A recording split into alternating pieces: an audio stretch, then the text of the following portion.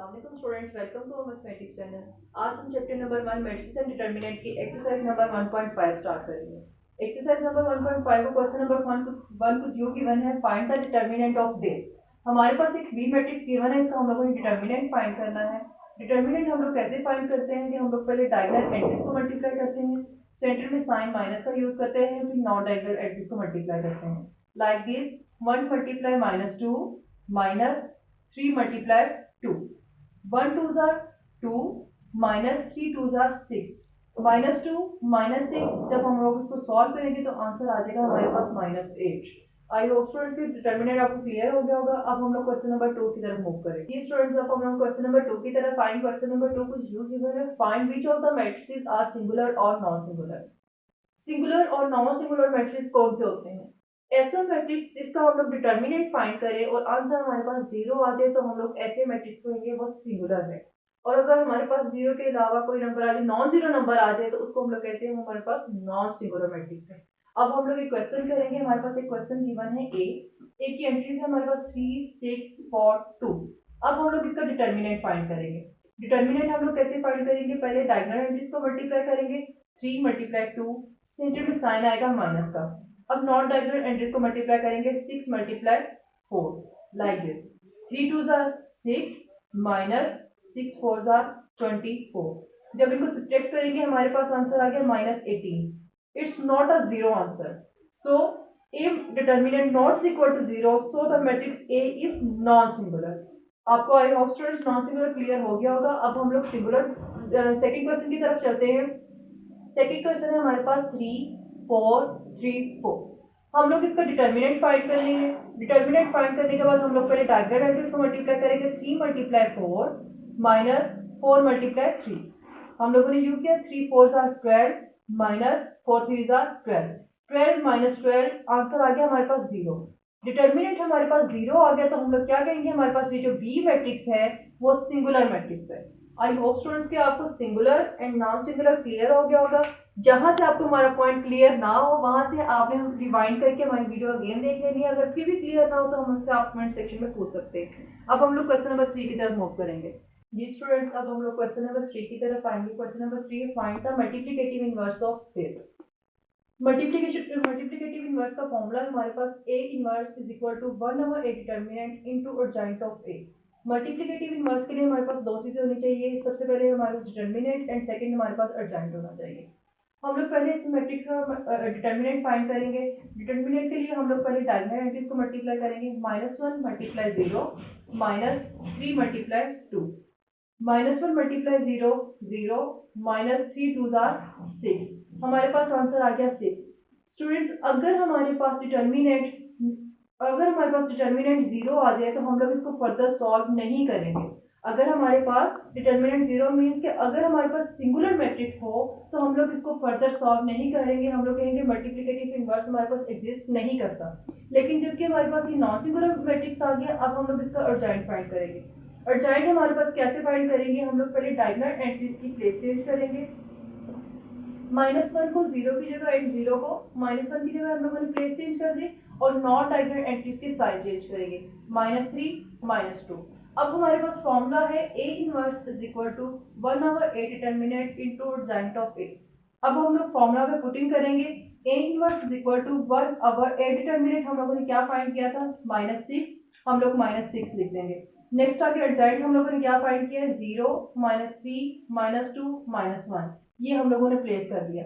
अब ये दोनों वैल्यूज का रिलेशन आपस में मल्टीप्लिकेशन का बन रहा है, तो हम लोग इनको मल्टीप्लाई करेंगे। ये जो नंबर है हमारे पास सारी एंट्रीज के साथ मल्टीप्लाई हो जाएगा, like this 0 multiply 1/-6, -2 multiply 1/-6, -3 multiply 1/-6, -1 multiply 1/-6। देखिए स्टूडेंट्स, ये हमारे पास कैंसिलेशन होती है, 2 1s are and 2 3s are, 3 1s are and 3 2s are।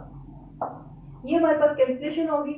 अब इसको सिंप्लीफाई करेंगे, हमारे पास आ जाएगा 0 को जब 1 से मल्टीप्लाई करेंगे 0 और 0 को 6 से डिवाइड करेंगे तो आंसर आ जाएगा हमारे पास 0। यहाँ पे हमारे पास माइनस की माइनस के साथ कैंसिलेशन होगी, 1 1s are 1, डिनोमिनेटर में आ गया 2। यहाँ पे माइनस के साथ कैंसिलेशन होगी, पीछे क्या रह गया? 1 1s are 1, डिनोमिनेटर में आ गया 3। यहाँ पे भी माइनस के साथ कैंसिलेशन करने के बाद 1 1 जार 1 डिनोमिनेटर में 6, यूँ हमारे पास मल्टीप्लिकेटिव इनवर्स का आंसर आ गया। और अब हम लोग क्वेश्चन नंबर 4 की तरफ मूव करेंगे। जी स्टूडेंट्स, अब हम लोग क्वेश्चन नंबर 4 की तरफ आएंगे। क्वेश्चन नंबर 4 है हमारे पास, if A is equal to this, then हम लोगों ने फाइंड करना है a into adjoint of A is equal to adjoint of A into A is equal to determinant of A into I. ये हम लोगों ने चीजें वेरीफाई करनी है। सबसे पहले हमारे पास अर्जेंट होना चाहिए। हमारे पास ए मैट्रिक्स है 1 2 4 6, इसका हम लोग अर्जेंट फाइंड करेंगे। अर्जेंट कैसे फाइंड करते हैं? हम लोग डायगोनल एंट्रीज के प्लेस चेंज करते हैं, नॉन डायगोनल एंट्री के साइन चेंज करते हैं। डायगोनल के हम लोगों ने प्लेस चेंज की और नॉन डायगोनल के हम लोगों ने साइन चेंज किए, तो हमारे पास ये आ गया अर्जेंट। अब हमारे पास ए मैट्रिक्स भी है एंड अर्जेंट भी है, तो अब हम लोग इन दोनों को मल्टीप्लाई करेंगे। अब हम लोग फाइंड करेंगे A into adjoint of A. A matrix है हमारे पास 1 2 4 6 एंड अर्जेंट ऑफ ए है हमारे पास 6 -2 -4 1। अब हम लोग इसको मल्टीप्लाई करेंगे। फर्स्ट रो को पहले फर्स्ट कॉलम के साथ मल्टीप्लाई करेंगे, लाइक दिस 1 इंटू 6 2 इंटू -4, तो हमारे पास ये एंट्रीज आ गई। अब हम लोग फर्स्ट रो को ही सेकंड कॉलम के साथ मल्टीप्लाई करेंगे, लाइक दिस 1 इंटू -2 2 इंटू 1, तो हमारे पास ये वाली एंट्रीज आ गई। अब हम लोग सेकंड रो को फर्स्ट कॉलम के साथ मल्टीप्लाई करेंगे, लाइक दिस 4 इंटू 6 6 इंटू -4, तो हमारे पास ये वाली एंट्रीज आ गई। अब हम लोग सेकंड रो को ही सेकंड कॉलम के साथ मल्टीप्लाई करेंगे, 4 इंटू -2 प्लस 6 इंटू 1। अब इसको सिंप्लीफाई करेंगे, 1 6 jar 6 2 4 jar 8, 1 2 jar 2 2 1 jar 2, 4 6 jar 24 6 4 jar 24, 4 2 jar 8 6 1 jar 6। यहाँ तक स्टूडेंट्स आपको समझ आ गई होगी। अब हम लोग इसको सिंप्लीफाई करेंगे, 6 इंटू -8, तो हमारे पास आंसर आएगा -2 -2 प्लस 2, आंसर आएगा हमारे पास 0। 24 -24 0 -8 प्लस 6, आंसर आ गया हमारे पास -2। हमारे पास ये आंसर आ गया है a into adjoint of a का। हमारे पास आंसर क्या आ गया? -2 0 0 एंड -2। अब सेकंड पॉइंट उसने दिया था हमें, हम लोगों ने अर्जेंट ऑफ a पहले रखना है और a मैट्रिक्स बाद में लिख के इनको मल्टीप्लाई करना है। अब करेंगे हम लोगों ने अर्जेंट ऑफ a पहले पुट किया, 6 -2 -4 1 एंड a मैट्रिक्स बाद में पुट किया, 1 2 4 6। अब इनको अगेन मल्टीप्लाई करेंगे। मल्टीप्लाई किस तरह करेंगे? हम लोग रो को कॉलम के साथ, पहले फर्स्ट रो को फर्स्ट कॉलम के साथ, फिर फर्स्ट रो को ही सेकंड कॉलम के साथ, तो हमारे पास ये एंट्रीज आ गई। अब हम लोग सेकंड रो को फर्स्ट कॉलम के साथ, फिर सेकंड रो को ही सेकंड कॉलम के साथ करेंगे, तो हमारे पास ये एंट्रीज आ जाएगी। अब हम लोग मल्टीप्लाई करेंगे, 6 1 jar 6 2 4 jar 8, 6 2 jar 12 2 6 jar 12, 4 1 jar 4 1 4 jar 4, 4 2 jar 8 1 6 jar 6। अब देखिए बच्चे, यहाँ पे हमारे पास साइन क्यों आ रहा था? 6 -8, ये वाला जो माइनस है ये इस प्लस के साथ मल्टीप्लाई होगा तो यहाँ माइनस आएगा। इस तरह ये वाला माइनस जब इस प्लस के साथ मल्टीप्लाई होगा तो ये वाला माइनस आएगा। ठीक है, 6 -8 हमारे पास आंसर आ गया -2, 12 -12 0, -4 प्लस 4 0, -8 प्लस 6 -2। देखिए students, a into adjoint of a and adjoint of a into a, इनका दोनों का आंसर हमारे पास सेम आ गया। अब हमारे पास थर्ड पॉइंट गिवन था, determinant of a into i।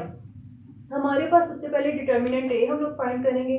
Determinant a हम लोग किस तरह फाइंड करेंगे? हम लोग पहले डायगोनल एंट्रीज को मल्टीप्लाई करेंगे, फिर नॉन डायगोनल एंट्रीज को मल्टीप्लाई करेंगे और सेंटर में साइन आएगा माइनस का। 1 × 6 -4 × 2, ये हमारे पास आ गया 1 6 जार 6 2 4 जार 8। जब सब्ट्रैक्ट करेंगे तो आंसर आ जाएगा हमारे पास -2। अब इसके साथ हम लोगों ने किसके साथ मल्टीप्लाई करना है?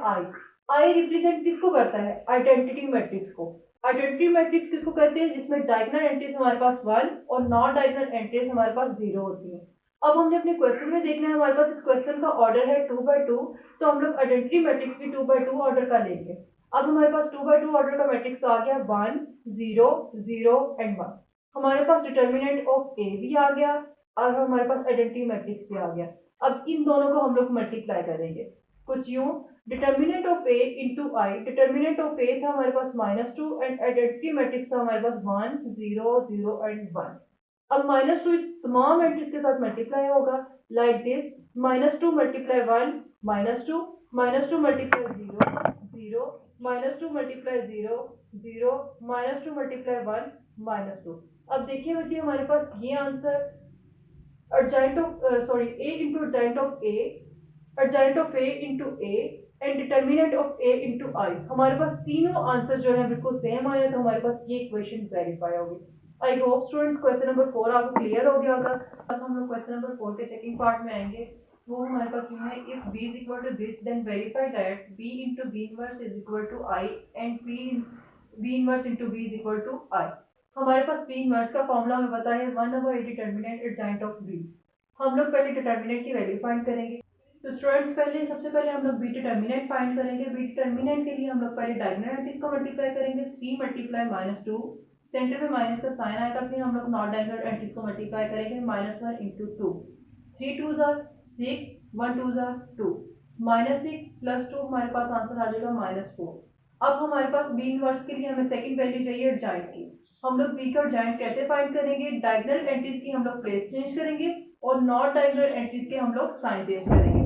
लाइक दिस, हम लोगों ने डायगोनल एंट्रीज की प्लेस चेंज की -2 3 एंड नॉन डायगोनल एंट्रीज के हम लोगों ने साइन चेंज किए +1 एंड -2।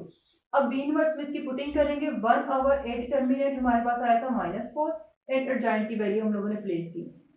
इसको हम लोग अंदर मल्टीप्लाई करेंगे तो ये सारी एंट्रीज के साथ यहाँ पे मल्टीप्लाई होगा।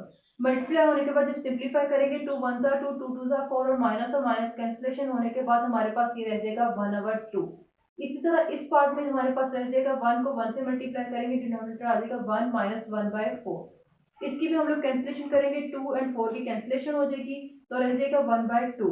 ये हमारे पास 1/2 आ गया। इसको सिंप्लीफाई किया तो हमारे पास -3/4 आ गया। अब हमारे पास बी मैट्रिक्स भी है और बी इनवर्स भी है। अब हम लोग जो हमारे पास कोई गिवन क्वेश्चन था b इंटू बी इनवर्स, उसकी तरफ मूव करेंगे। अब हम लोग b into B inverse find करेंगे। पहले हम लोग b मैट्रिक्स लिखेंगे, देन हम लोग b इनवर्स का मैट्रिक्स लिखेंगे। अब इनको मल्टीप्लाई करेंगे। फर्स्ट रो को पहले फर्स्ट कॉलम के साथ मल्टीप्लाई करेंगे, फिर फर्स्ट रो को ही सेकंड कॉलम के साथ मल्टीप्लाई करेंगे तो हमारे पास ये वाली एंट्रीज आएंगी। फिर हम लोग सेकंड रो को फर्स्ट कॉलम के साथ मल्टीप्लाई करेंगे तो ये एंट्री आएगी। अब सेकंड रो को ही सेकंड कॉलम के साथ मल्टीप्लाई करेंगे तो ये एंट्री आएगी। अब इनको सिंप्लीफाई करेंगे तो हमारे पास आ जाएगा 3/2 -1/2 -3/4 +3/4। इसकी हम लोग 2 और 2 की कैंसिलेशन हो जाएगी तो पीछे रह जाएगा हमारे पास 1। यहाँ पे भी 2 और 2 की कैंसिलेशन हुई, पीछे रह गया -1। इसकी सिंप्लीफिकेशन की 2 और 4 की कैंसिलेशन हुई, पीछे रह गया -1/2। यहाँ पे हमारी कैंसिलेशन हुई तो पीछे रह गया +3/2। अब हमारे पास इन दोनों का हम लोग सेंटर में प्लस का साइन और माइनस का हो तो हम लोग एलसीएम लेते हैं। एलसीएम लिया तो हमारे पास आ गया 3 - 1/2। ये दोनों कैंसिल हो गए, पीछे रह गया 0। 1 - 1 0। इसका भी हम लोग एलसीएम लेंगे। हमारे पास एलसीएम लेगा -1 + 3/2। सिंप्लीफाई किया हमारे पास आ गया 2/2 0 0 2/2। 2 और 2 की कैंसिलेशन होगी 1 0 0 1। देखिए स्टूडेंट्स, हम लोग क्वेश्चन की तरफ मूव करेंगे। उसने हमें क्वेश्चन में यही कहा था b इंटू बी इनवर्स किसके इक्वल होता है? I के।